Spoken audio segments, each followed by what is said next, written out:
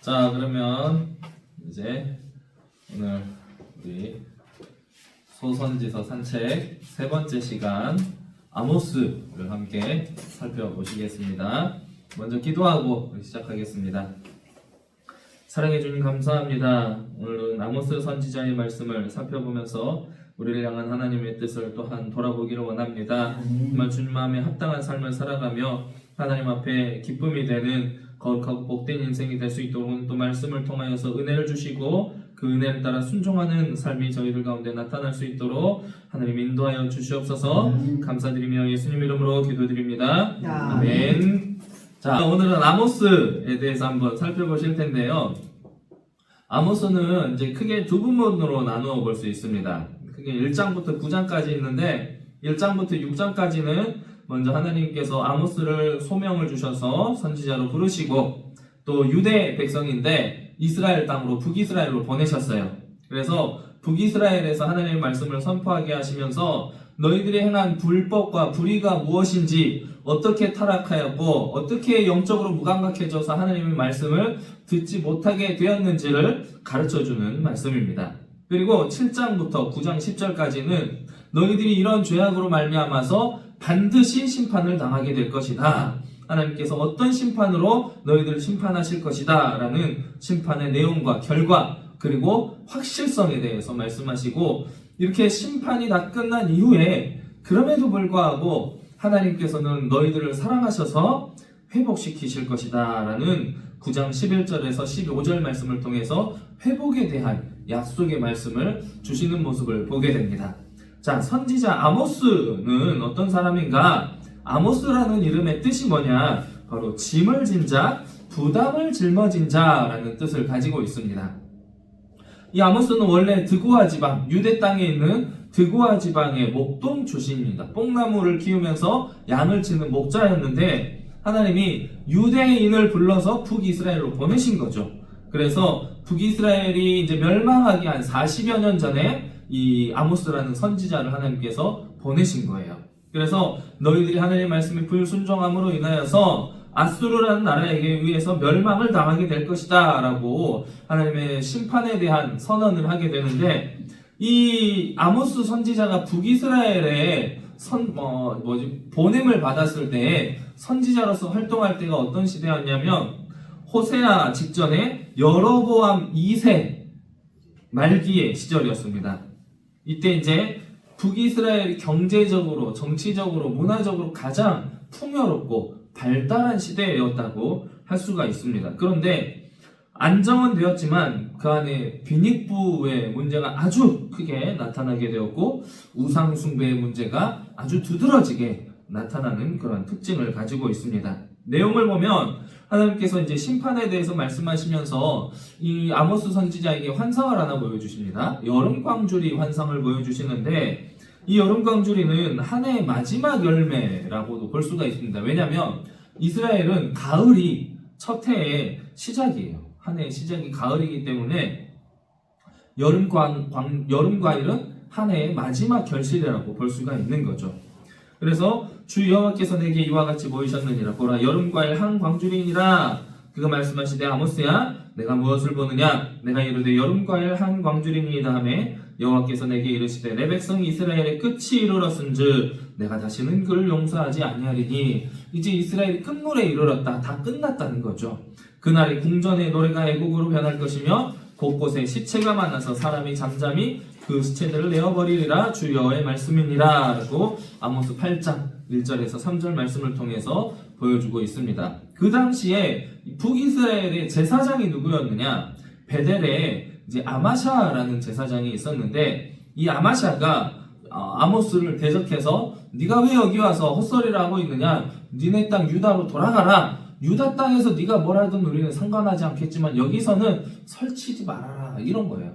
까불고 설치면 너 죽을 거야 라고 협박을 하면서 하나님의 말씀을 선포하지 못하도록 회방을 놓는 사람이 바로 아마샤라고 할 수가 있습니다. 그래서 아모스는 이제 공의가 물같이 정의가 강같이 흐르도록 너희들의 삶을 새롭게 돌이켜라 라는 말씀을 하나님께서 주시는 거죠. 다음에 있는 이 내용은 앞에 다뤘기 때문에 넘어가겠습니다. 그 당시 북이스라엘의 상황을 한번 살펴보실 텐데요. 북이스라엘은 주전 8세기입니다. 주전 8세기 여로보암 2세 시대에 다윗과 솔로몬 이후에 북이스라엘 남유다를 통틀어서 가장 아름다운 최고의 전성기를 누리던 시대였다고도 볼 수가 있습니다. 대외적으로는 다메섹을 비롯해서 하맛까지 영토를 회복함으로써 국방이 아주 튼튼해진 그런 상황이었습니다. 국력이 아주 강했다는 거죠. 대내적으로는 정치적으로 안정되고 경제적으로 아주 번영한 그러한 시대, 풍요로운 시대였다는 거죠. 그래서 부족함이 없는 이 풍요로움 속에서 눈에 보이는 종교 행위는 아주 화려했다는 거예요. 예배를 드릴 때도 여러 가지 형식과 아주 화려한 모습들이 많이 나타나고 왕성하게 이러한 행위들이 활발하게 일어났는데, 이러므로 인해서 이방 문화와 우상 숭배가 그 사회 전반에 깊숙이 침투하게 되었다는 거죠. 그래서 하나님을 예배하는 그 자리도 이방의 문화와 우상 숭배의 그런 형식과 모습들이 많이 침투해서 너무나 타락한 모습으로 예배를 드리고 있었다는 것입니다. 이렇게 외적인 번영에 빠져 있다 보니까 여호와 하나님에 대한 참된 신앙, 그리고 삶 속에서 나타나야 할 도덕적, 사회적 정의 같은 이러한 아름다운 모습들이 그들의 삶의 관심에서 벗어나게 된 거예요.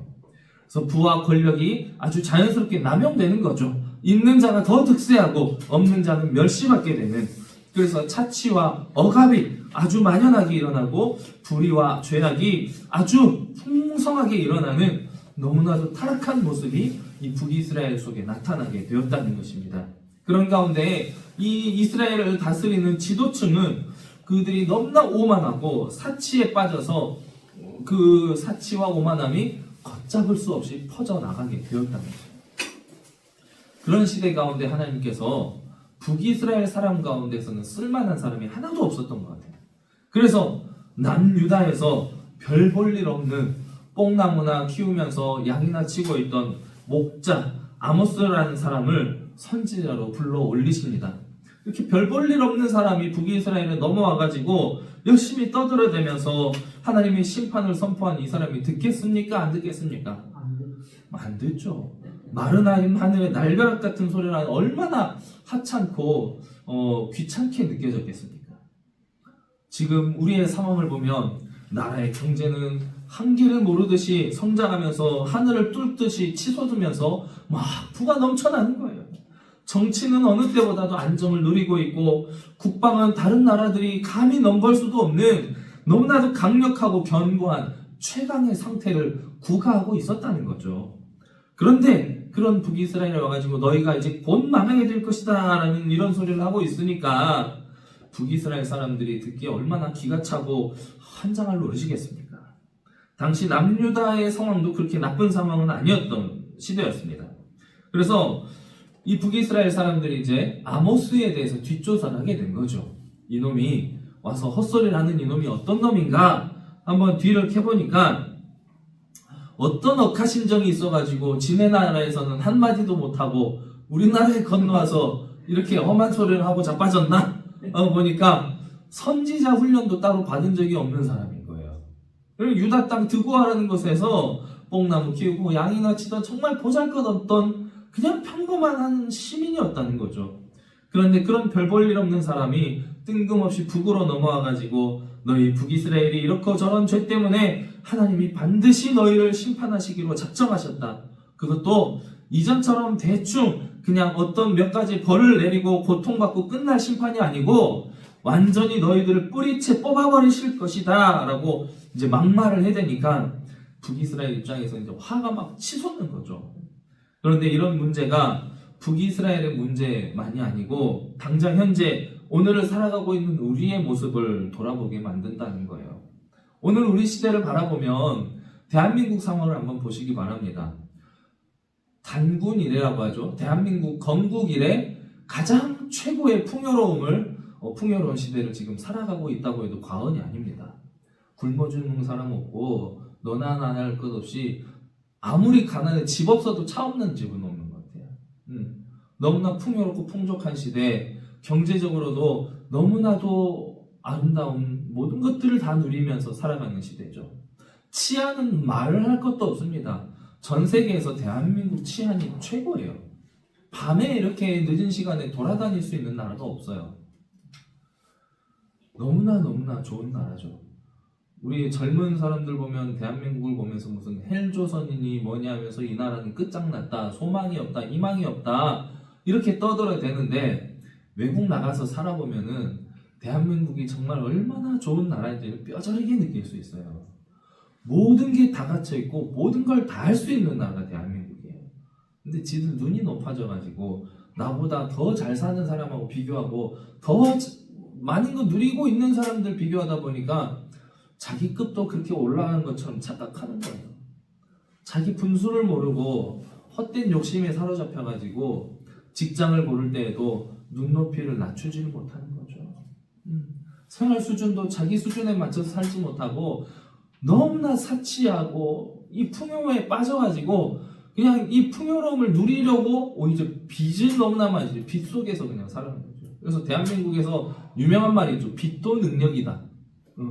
대출도 능력이 있어야 대출을 받기 때문에 빚도 능력이다라는 이야기를 하는데 이만큼 사람들이 사치와 풍요에 빠져서 살아가는 가운데 이렇게 풍요로워지니까 어떤 삶을 삽니까?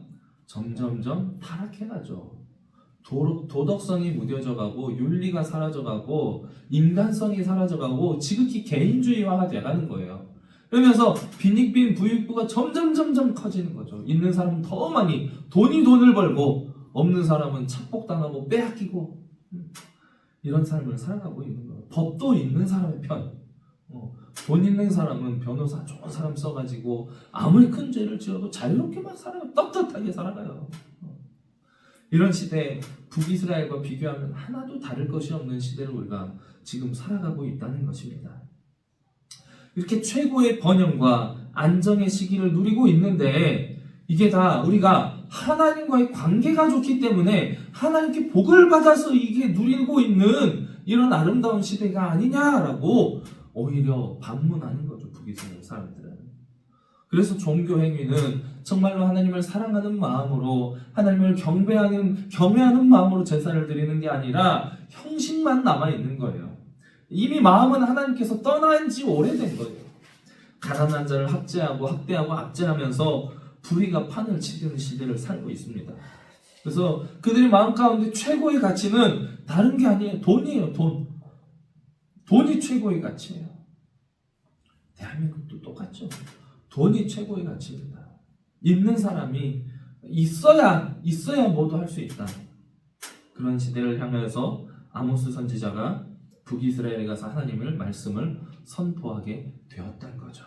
그런데 자기가 별 볼 일 없는 사람이다 보니까 사람들이 듣지를 않는 거예요. 네가 무슨 선지자냐? 너 같은 게 무슨 선지자라고 와서 까부느냐? 그래서 아모스 선지자는 내가 하나님께 보냄받은 선지자다라는 자신의 사명, 선지자로서의 직분을 계속해서 강조하고 스스로 변호하는 모습을 보여주고 있습니다. 아모스 선지자는 근데 이 북이스라엘을 향해서 하나님의 말씀을 선포할 때 먼저 1장, 2장 말씀을 보면 그 주변 나라들, 이웃 나라들에 대한 심판을 먼저 선언을 합니다. 여러 나라들에 대해서 심판을 선언을 하고 나서 그리고 마지막에 북이스라엘에 대해서 심판을 선언하고 있는 모습을 보는데 그 나라들의 순서를 보면은 북이스라엘로부터 가장 먼 외곽 지역에서부터 이제 원을 그리며 조금씩 북이스라엘로 좁혀 들어오는 그런 형식으로 말씀을 선언하고 있는 것을 보게 됩니다. 심판의 선언이 먼 이방 나라에서 이웃 나라 그리고 남유다까지 왔을 때 북이스라엘은 이것이 정말 하나님의 말씀이라는 것을 눈치를 챘어야 됐어요. 근데 하지만 북이스라엘 사람들은 왜 우리가 그런 심판을 받아? 라고 반문하면서 너무나 하나님의 말씀에 대해서 불편한 반응을 보이게 되었다는 거죠.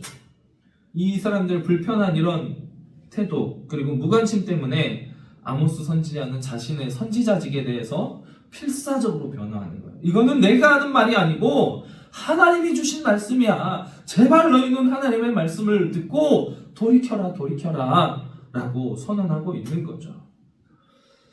이스라엘 백성들에게 있어서 출애굽 사건은 강력한 애착을 가지고 있는 사건이에요.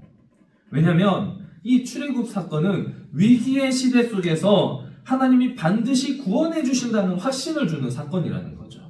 이스라엘 백성들이 애굽에서 노예 생활로 그렇게 비참한 생활을 하는 가운데 홍해 바다를 건너게 하셔서 우리를 구원해 주셨던 이 사건, 하나님 그때와 마찬가지로 여전히 우리가 뭐 한 게 없지만 우리를 사랑하시고 우리는 하나님께 특별히 선택받은 특별한 선민이기 때문에 하나님은 어떠한 고난과 어려움이 와도 우리를 내버려 두지 않으시고 구원해 주실 것이다.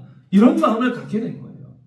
이스라엘은 잘못된 확신 그리고 스스로의 마음을 속이는 기만하는 그런 신념 안에서 안일함과 자만함의 삶을 즐기고 있었다는 거죠. 그런 삶을 누리고 있었다는 거예요. 그들은 자기들이 하나님께 사랑을 받고 축복받는 복의 대상이라고 착각했던 거죠. 근데 아모스 선지자가 와서 너희들이 하나님의 복을 받는 백성이 아니고 벌을 받을 존재들이다. 멸망받아 심판받을 없어질 존재들이다 라고 하니까는 지금까지 하나님 믿어왔던 자기들의 신념과 하나님을 향한 그 마음이 완전히 반대되는 소리를 하고 있기 때문에 반발심이 생길 수밖에 없다는 거죠. 아모스 선지자는 북이스라엘 가운데 이렇게 만연한 출애굽 신앙에 대한 잘못된 확신을 그들의 마음과 상태를 확인하고 나서 그들의 선택적인 신앙에 대해서 너희들이 잘못된 생각을 가지고 있다. 잘못된 생각 때문에 잘못된 삶과 잘못된 행동들이 나타나고 있다라고 꾸짖어서 책망하고 그들의 생각을 뒤집어 엎고 있는 거라는 거죠. 하나님의 사랑이 이스라엘에게 각별하게 주어졌음에도 불구하고 그들은 주어진 부와 평화로 인해서 어떻게 됩니까? 하나님을 점점 더 멀리하게 되는 거예요.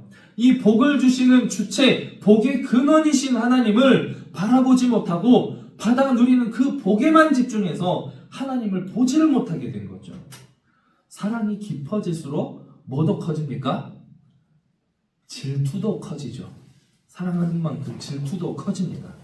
이스라엘의 이런 배교의 마음들, 교만한 이러한 마음들을 보시고 사랑의 하나님이 질투의 하나님으로 바뀌게 된 거예요. 하나님께서는 모든 것들을 다 베풀어 주셔서 이스라엘 백성들을 사랑해 주시고 복을 주시고 은혜를 베풀어 주셨는데 이스라엘 백성들은 그 하나님께 받아 누린 것들 그것만을 바라보면서 하나님을 버려버리니까 이제 하나님이 사랑이 질투로 변하게 되었다는 것입니다. 여호와 하나님을 복의 원인으로만 생각하는 이런 북이스라엘에게 하나님이 재앙의 원인이 될 수도 있다는 것을 아모스 선지자를 통해서 깨우쳐 주시는 거예요. 아모스가 북이스라엘을 향해서 심판을 선포하고 있는 이유는 하나님이 나에게 하나님이 말씀하셨기 때문이다 라고 3장 8절을 통해서 말씀하고 있는 것입니다. 예언의 선포는 내가 하고 싶어서 하고 하기 싫으면 안 해도 되는 그런 선택사항이 아니라는 거예요. 당시의 이스라엘 백성들, 유다 사람들도 마찬가지입니다. 선지자라고 하면 어떤 특별한 능력이 있는 사람이에요. 이런 공식이 이들의 머릿속에 각인이 되어 있어요. 어떤 상태냐면 엘리야와 엘리사라는 위대한 선지자를 이미 경험했던 사람들입니다. 놀라운 기적과 능력을 보여주었던 사람들이죠. 엘리야는 갈멜산에서 하나님의 불을 내렸던 사람이에요. 죽은 사람을 살리고 병든 물을 새롭게 고치고 수많은 기적들을 일으켰던 이 선지자들을 기억하고 있는 거죠. 그래서 하나님께서 하시는 이런 놀라운 능력들을 보여주면 그 사람이 하나님께서 보내신 선지자라는 거죠. 근데 아모스는 어떤 사람입니까? 이런 능력이 하나도 보이지 않아요. 그냥 입으로만 나불나불 하고 있는 거예요. 그러니까 아무런 능력도 없는데 네가 무슨 선지자냐. 그 입술에서 나오는 말씀이 아름다운 말씀이 아닙니다. 독설이 막 선포되는 거예요. 거친 말로, 거친 언어들로 하나님의 재앙을 선포합니다. 요즘 우리나라 사람들도 마찬가지인데 좋은 이야기를 부드럽게 하는 사람이 좋은 사람이에요. 거친 언어를 쓰고 거친 표현을 하면 이 사람은 아무리 좋은 내용을 담아도 나쁜 사람이에요. 근데 아무리 나쁜 내용이어도 부드럽게 좋게 표현하면 이 사람은 좋은 사람이라고 착각하는 거예요. 이게 우리 인간의 어리석음입니다. 근데 아모스 선지자가 북이스라엘에 가가지고 상냥한 말로 하나님의 말씀을 선포한 게 아니에요. 아주 독을 품은 두꺼비가 막 독을 쏟아내듯이 막 독서를 쏟아내면서 분노하면서 막 외치는 거예요. 하나님께서 주신 말씀이다. 너희는 들어라, 듣고 돌이켜라. 이렇게 말씀을 하는 거죠. 아모스 선지자의 이런 자기 선지자직에 대한 변호는 드고아에서 양이나 치던 내가 여기까지 와서 심판의 말씀을 선포해야 할 정도라면 너희의 죄가 얼마나 큰지 돌아보아라.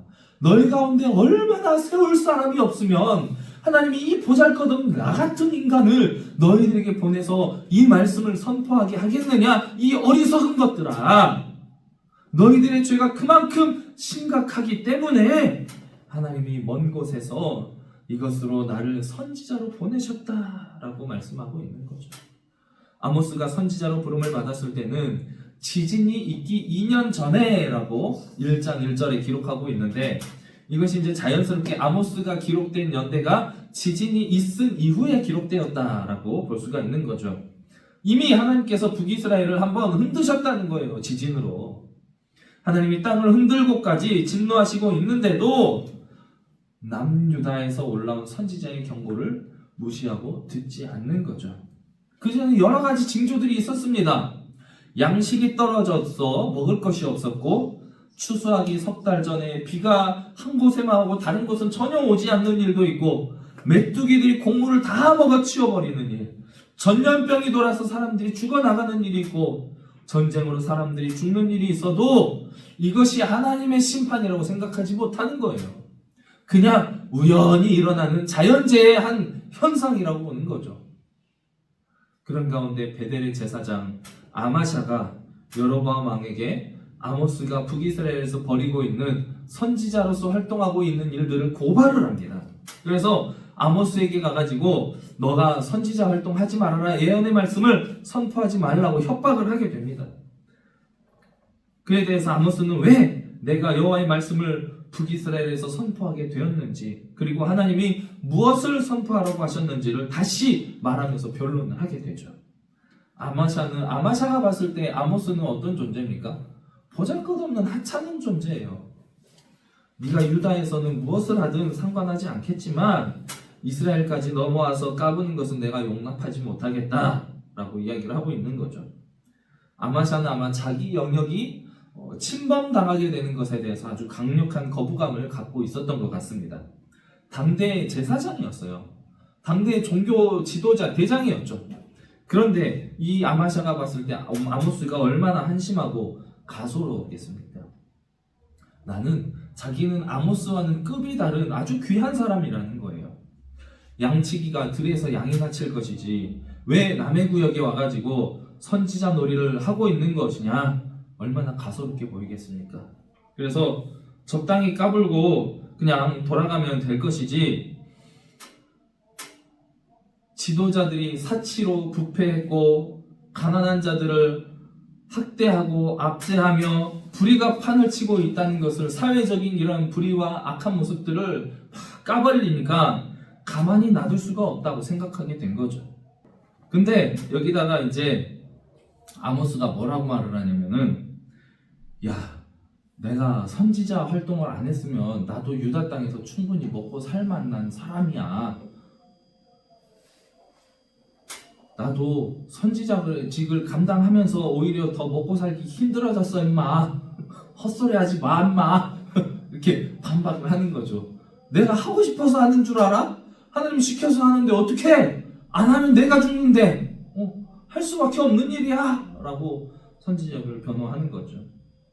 신약시대도 보면 자기 선지자 사도직을 무던히도 변호했던 한 사람이 나옵니다. 그게 누굽니까? 사도 바울이죠. 사도 바울의 바울 서신을 보면요, 항상 서두에 인사말에 하나님의 부르심을 받아 택정함을 입어서 사도된 나 바울은 이런 이야기를 계속해요. 내가 하나님의 사도로 부름받아서 너희들에게 사도로서 이 편지를 보낸다 라는 이야기를 계속하는 거예요. 왜 이렇게 아모스가 자신의 선지자직을 변호하고 사도 바울이 자기의 사도직을 변호하느냐? 그 이유가 뭐냐면 자신의 체면을 지키기 위해서가 아니에요. 자기 위치를 지키기 위해, 자기 자존심을 지키기 위해서가 아니고 나를 통해서 선포되어지는 하나님의 말씀의 권위를 지키기 위해서라는 거예요. 이 말씀은 내가 내 의미로 선포하는 것이 아니고 하나님께서 선지자로서 사도로서 나에게 주신 말씀을 내가 사명대로 선포하는 말씀이다. 하나님의 말씀이기 때문에 너희가 듣고 순종하라 라는 거예요. 내 마음과 내 의지로 선포되는 것이 아니기 때문에 오히려 선포되어지는 이 말씀에 대해서 내가 책임을 지는 것이 아니고 나는 하나님께서 주신 말씀을 전하는 통로일 뿐이다. 말씀에 순종하든 순종하지 않든 그것을 듣는 너희들이 이 말씀에 대해서 책임을 져라 이거죠. 나의 선지자직이 흔들리면, 자신의 사도직이 흔들리면 하나님의 말씀의 권위가 흔들리기 때문에 하나님의 말씀에 대한 권위를 지키기 위해서 자신의 사도직을, 자신의 선지자직을 이렇게 힘써서 변호하게 되었다라는 거죠. 그런데 이러한 하나님 말씀을 듣는 북이스라엘 사람들은 어떤 착각을 하게 되었느냐? 사람들은 듣고 싶은 말만 듣는다고 합니다. 그렇죠? 남자들이 결혼하면은 귀가 막힌대요. 안 들린대요. 아내들이 아무리 말해도 안 들린대요. 실제로 안 들려요. 제가 살아보니까 저희 아내가 뭐라고 해도 안 들려요. 제가 듣고 싶은 말만 들려요. 우리 아들도 그렇더라고요. 근데 아들도 엄마가 하는 말이 안 들려. 이놈이 아빠가 하는 말도 안 들려. 여러 번 말해도 안 들려. 근데 지한테 유리한 거는 한 번만 작은 소리로 말해도 어디서 듣고 나타나가지고 뭐라고 했어? 이래요. 희한하죠. 사람들은 듣고 싶은 말만 듣는다는 거예요. 아모스 선지자가 여호와의 날 심판에 대해서 이야기를 할 때 북이스라엘 지도자층은 처음에는 막 심판에 대해서 이야기하는데 환호를 질러요. 막 좋아하는 거예요. 여호와의 날이 우리를 향한 날이 아니고 너희들을, 우리 이방 주변의 이방 민족들을 심판하기 위한 날이라고 착각하는 거예요. 그래서 여호와의 날은 우리를 축복하는 날이다. 그래서 희망이 막 넘쳐나는 이런 착각을 하게 되는 거죠. 아모스가 선포하는 여호와의 날이 사실은 북이스라엘 자기 자신들을 하나님께서 대적하시는 날이라는 것을 조금도 생각하지 못하는, 꿈도 꾸지 못하는 거예요. 아모스 선지자의 입장에서는 분명히 너희들을 심판하실 것이다 라고 했는데 이 북이스라엘 사람들은 막 기뻐하고 환호하니까 뭐지 얘들은? 정신이 나갔나? 황당해질 거예요. 분명히 너희들 심판한다 하나님 말씀했는데 좋아해, 기뻐해, 하나님께 복을 받을 줄 알고 그냥 자기 마음대로 하나님 말씀을 오해하고 잘못 해석하는 결과가 이렇게 나타나는 거죠. 아모스가 봤을 때 하나님 말씀을 들으면 부들부들 떨고 막 겁을 먹고 어떻게 해야 하겠는가 막 하나님께 물어보면서 매달려도 모자랄 판인데 막 좋아하고 환호하고 있는 것을 보니까 너무나 황당한 거예요.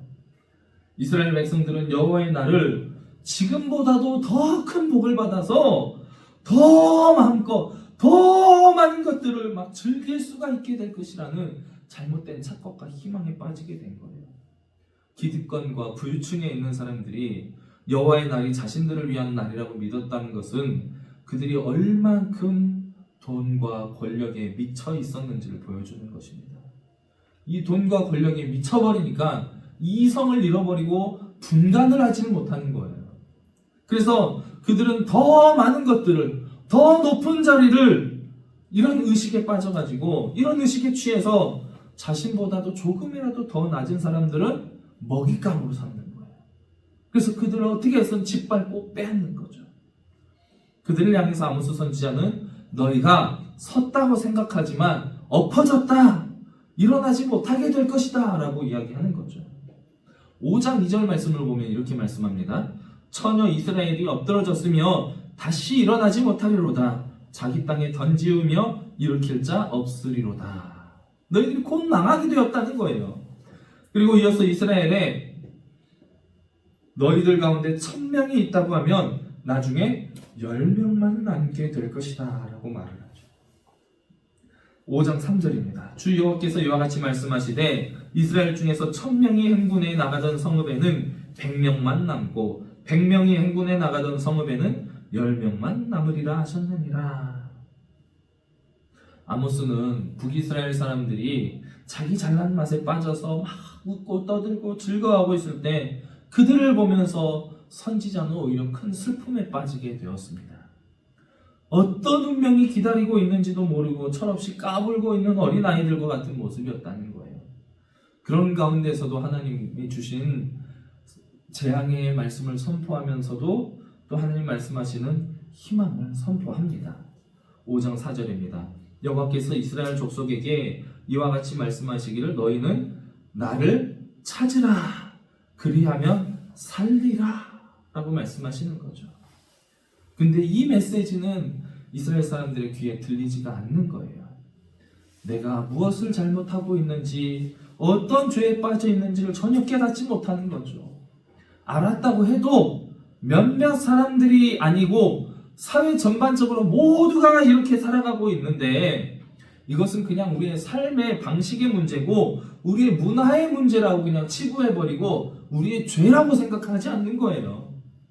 그래서 심판의 날은 안전하다 평안하다 할 때 갑자기 닥친다고 데살로니가전서 5장 3절에서 말씀하고 있는 것입니다. 심판이 닥치고 나서 하나님을 찾으면 그때는 이미 늦었다는 거예요.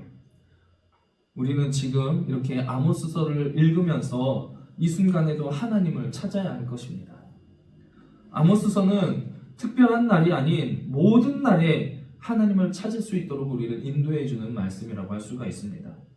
우리는 아모스서를 통해서 그동안에 우리의 삶을 살아왔던 잘못된 착각에서 벗어나야 할 것입니다.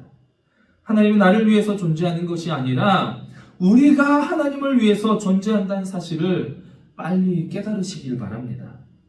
하나님은 창조주이시고 우리는 그 하나님으로부터 지음받은 피조물일 뿐이라는 거예요.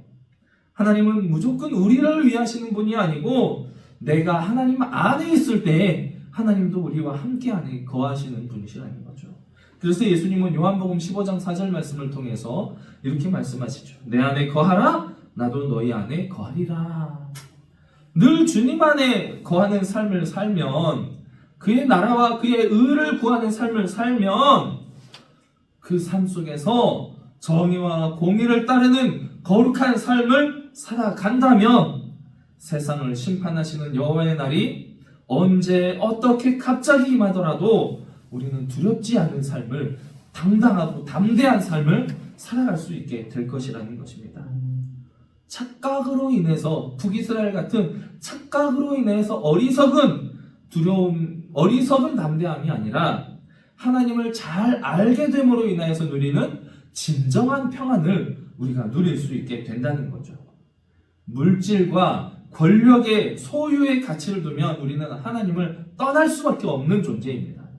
오직 우리의 삶의 가치를 하나님과의 관계에 두어야 할 줄로 믿습니다.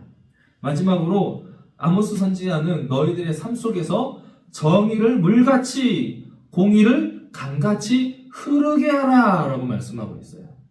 마실 수 있는 물은 어떤 물입니까? 흐르는 물이죠.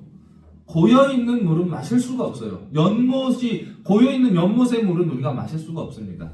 물론 그 안에서 물고기도 살고 꽃도 피우고 연꽃도 나고 막 많은 풀들도 자라나죠. 근데 우리는 마실 수가 없어요. 근데 흐르는 강물은 우리가 마실 수가 있죠. 아모스 선지자는 5장 24절 말씀을 통해서 정의를 물같이 공의를 마르지 않는 강같이 흐르게 할지어다 라고 외치고 있습니다. 아모스 선지자가 북이스라엘을 보면서 개탄하고 있는 것은 사회 전반에 퍼져 있는 불의와 부정부패 그리고 폭력과 압제에 대한 말씀을 선포하는 거예요. 아모스서는 끊임없이 사회 정의에 대한 문제를 이야기하고 있습니다. 이것은 오늘날을 살아가고 있는 예수를 믿는 우리 성도들의 삶을 다시 한번 돌아보게 만드는 말씀이에요. 우리끼리 은혜를 받고 우리끼리 은혜를 말하고 교회 안에서는 감사를 말하고 하나님이 이런 것들 주셨다고 간증을 나누기는 하지만 예수를 모르는 사람들, 교회 바깥으로 나가서 세상의 삶을 살아갈 때에 그들과의 어울림 속에서 과연 우리가 정의가 행해지고 공의가 행해지고 있는가라는 거죠.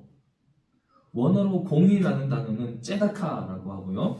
정의라는 말은 미시파트라는 단어를 씁니다. 근데 이 단어들의 의미를 설명하고자 한다면 너무나 좀 깊은 시간과 할애를 문제로 들어가기 때문에 간단하게만 말씀을 드리자면 이웃과 평화롭게 더불어 살아가고 있는가라는 문제로 이해를 하면 될 거예요. 남의 눈물로 나의 웃음을 만들지 말라는 거죠. 내가 웃기 위해서, 내가 성공하기 위해서 남을 짓밟고 눈물 흘리게 만들지 말라는 거예요. 하나님 앞에서 그리고 사람 앞에서 정직하게 살아가라는 겁니다. 하나님을 사랑한다면 어떻게 해야 됩니까? 이웃도 사랑해야 된다는 거죠. 예수님도 구약 성경을 종합해서 정리하신 말씀은 바로 하나님 사랑과 이웃 사랑입니다. 그래서 사도 요한도 요한일서 4장 20절 말씀을 통해서 이렇게 말씀합니다. 누구든지 하나님을 사랑하노라 하고 그 형제를 미워하면 이는 거짓말하는 자니 보는 바 그 형제를 사랑하지 아니하는 자는 보지 못하는 바 하나님을 사랑할 수 없느니라. 예수님의 친동생 야고보는 참된 예배에 대해서 야고보서 1장 27절을 통해서 이렇게 말씀합니다. 하나님 아버지 앞에서 정결하고 더러움이 없는 경건은 곧 고아와 과부를 그 환난 중에 돌보고 또 자기를 지켜 새 속에 물들지 아니하는 그것입니다. 세상 속에서 정의와 공의를 지키면서 살아가는 자들이 드리는 예배를 하나님 받으신다는 거예요. 하나님이 받으시는 예배는 사회적인 약자를 돌보며 자신을 세상의 가치관 속에서 거룩하게 지키며 하나님 앞에서 진리의 삶을 살아가는 자들이라는 거죠. 아모스 선지자는 북이스라엘 사람들에게 하나님은 너희가 지키는 절기들, 성회들을 기뻐하지 않으신다라고 말씀합니다. 오히려 미워하고 멸시하신다고 외치고 있는 거예요. 아무리 너희가 번제를 드리고 소제를 드려도 살찐 희생 제물을 드려도 화목제를 드려도 하나님이 받지 않으신다. 올바른 삶이 없이 드리는 그따위 제사 다 집어치워라. 5장 21절부터 24절 말씀이 이렇게 말하고 있습니다. 내가 너희 절기들을 미워하여 멸시하며 너희 성회들을 기뻐하지 아니하나니 너희가 내게 번제나 소제를 드릴지라도 내가 받지 아니할 것이요 너희의 살찐 희생의 화목제도 내가 돌아보지 아니하리라. 내 노랫소리를 내 앞에서 그쳐라. 찬양하지 말아라. 내 비판소리도 내가 듣지 아니하리라. 오직 정의를 물같이 공의를 마르지 않는 강같이 흐르게 할지어다. 너희 삶 속에서 이렇게 거룩한 삶을 살아가라. 그것이 예배다. 이렇게 말씀하고 있는 겁니다. 흘러가야 할 물이 흐르지 않고 그대로 있으면 사람이 마실 수 없는 물이 되어버린다는 거예요. 썩어버린다는 거죠. 정의와 공의라고 붙여진 우리 인생의 물은 반드시 흘러가야 합니다. 어디로요? 낮은 곳으로 우리 이웃들에게 흘러가야 되는 거예요. 그래야 이 사회를 살릴 수가 있는 거죠. 형식적인 예배, 형식보다는 정의와 공의를 행하는 세상 속에서의 삶이 중요하다는 거예요.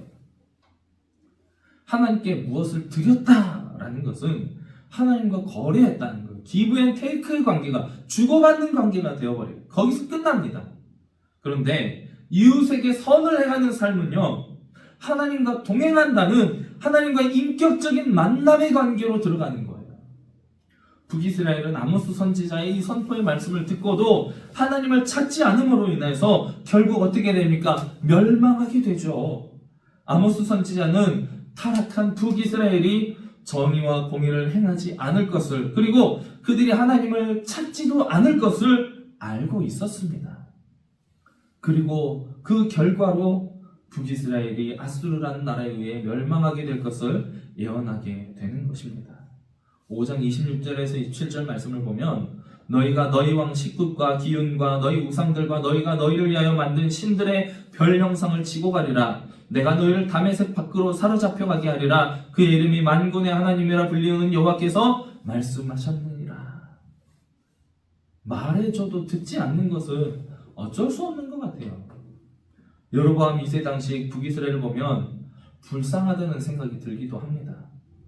겉으로 보기에는 참 건강하고 건장해 보이지만 얼마 못 살게 되는 암 환자가 자기가 암 환자라는 것을 모르고 의사의 진료를 무시하고 있는 사람과 같은 모습인 것 같아요. 내 봐라, 겉으로 뻘쭘하고 아무 문제 없는데 내가 무슨 암 환자라는 거야. 나 더 살 수 있어. 건강해. 그런데 얼마 남지 않은 인생인 거죠. 하나님 말씀 없이 사는 자들의 그것들이 자신들을 죽이는 것이라는 것을 몰랐던 거예요. 그래서 아모스는 그들을 향해서 계속해서 외칩니다. 너희가 살고자 한다면 여호와를 찾아라. 악을 버리고 선을 구해라. 악을 미워하고 선을 사랑하라. 아모스서에 등장하는 북이스라엘 보면 오늘 우리의 상황과 너무나 닮아 있다는 것을 우리가 깊이 느끼게 됩니다. 이 아모스 선지자의 말씀을 통하여서 주님을 찾는 시대로 이 시대가 다시 돌아서기를 간절히 바랍니다. 악에서 떠나서 선을 사랑하는 삶으로 회복되기를 바랍니다. 시대의 흐름을 따라서 죄에 휩쓸리는 어리석음에서